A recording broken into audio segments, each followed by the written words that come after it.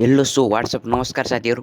आज मैले तपाईँहरूलाई मेनली स्टुडेन्टहरूलाई फोकस गरेर आफ्नो स्टडी कसरी इम्प्रुभ गर्न सकिन्छ र स्टडी इम्प्रुभ गर्नको लागि एआई कसरी युज गर्ने भन्ने सिकाउन गएको साथीहरू। ढिला नगरी भिडियोतर्फ अघि बढौँ।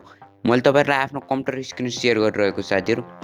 तपाईँले यो मोबाइलमा कसरी गर्न मिल्छ मैले तपाईँहरूलाई फुल डिटेल दिन गइरहेको साथीहरू।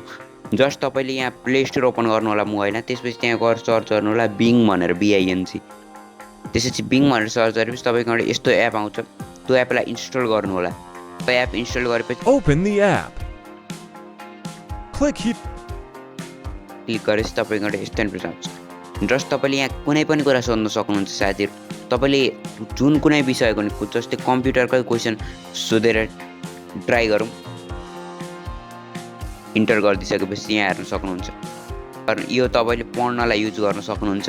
यो एआईले बनेको 100% करेक्टै हुन्छ। यहाँले सबै लेखिदिएको साथीहरू। त्यसपछि तपाईँले यसलाई सबै कुरा सोध्न सक्नुहुन्छ। जस्तै इङ्ग्लिसको कुनै कुरा सोध्नुहुन्छ भने तपाईँले 150 वर्ड चाहिँ लेख्नुपर्छ भन्ने छैन। तपाईँले जति वर्ड्स नै लेख्नु सक्नुहुन्छ, 150 1500 वर्ड्स यसले सबै जेनेरेट गरिदिन्छ साथीहरू।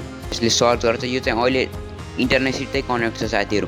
ChatGPT चाहिँ 2021 सम्मको डेटा मात्रै एभाइलेबल थियो। यो चाहिँ अहिले इन्टरनेटसितै कनेक्ट छ। त्यही भएर मैले तपाईँहरूलाई यो रिकमेन्ड गरेको साथीहरू।